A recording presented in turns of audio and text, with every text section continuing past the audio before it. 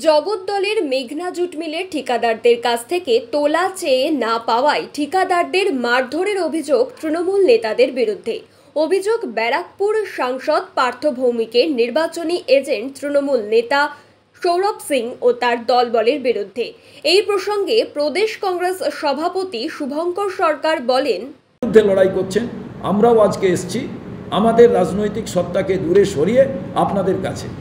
তাদের এক ভাই এক বোন আমাদের সামনে আসেন, আমাদের সামনে এসে তারা আমাদের কথা শোনেন এবং বলেন যে আপনারা পতাকা এবং আইডেন্টিফিকেশান ছাড়া এসছেন, তাই আপনাদের আমরা এখানে গ্রহণ করেছি, আপনাদের আমরা তাই কথা বলছি। কিন্তু আপনাদের ফেস তো মানুষ চেনে, আপনারা একটি রাজনৈতিক দলের তো বটেই, তাই আমরা বেশি আর এই ব্যাপারে আপনাদের বেশি গ্রহণ করতে পারছি না। এই বলার পর তখন আমি ওনাদের বলি যে দেখুন, আপনাদেরও তো একটা পরিচয় আছে, সেটা বাদ দিয়ে যদি আপনারা লড়াই করেন, আমরা তাহলে আমাদের ওই পরিচয় বাদ দিয়ে আপনাদের কাছে এসেছি কেন জানেন? আমি যখন রুগী হয়ে হাসপাতালে যাই, আমার বাড়ির লোক যায়, তখন কিন্তু কোনো রাজনৈতিক দলের প্রতিনিধি হিসাবে সে কিন্তু রুগী হয় না, কোনো জাত বা ধর্মের প্রতিনিধি হিসাবে যায় না। এই কথাগুলো তাদের সঙ্গে যখন হচ্ছে, আপনাদের বিভিন্ন ইলেকট্রনিক্স মিডিয়ার সাংবাদিকরা সেখানে ছিলেন, এই কথাগুলোর একটাও আমি এখানে বাড়িয়ে বলছি না বা কমিয়ে বলছি না। এরপরে যখন আমরা চলে এলাম, আপনারা সাংবাদিক বন্ধুরা যখন দূরে আমার কথা কি বলেছি এসব জানতে চাইলেন, ওখানেও তারা সবাই ছিলেন।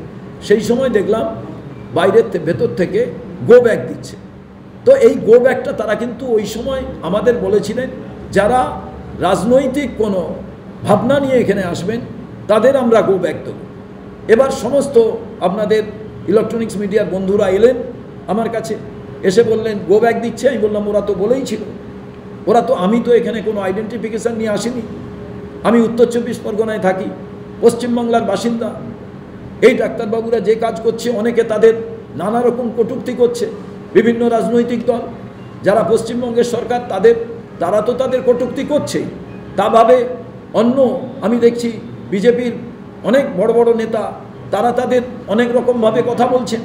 কিন্তু আমার প্রশ্ন, পশ্চিমবাংলার হোম মিনিস্টার এ ব্যাপারে নীরব, কেন্দ্রের হোম মিনিস্টার এ ব্যাপারে নীরব। আপনারা দেখছেন ইউএন লাইভ, বাংলা খবরের শেষ কথা।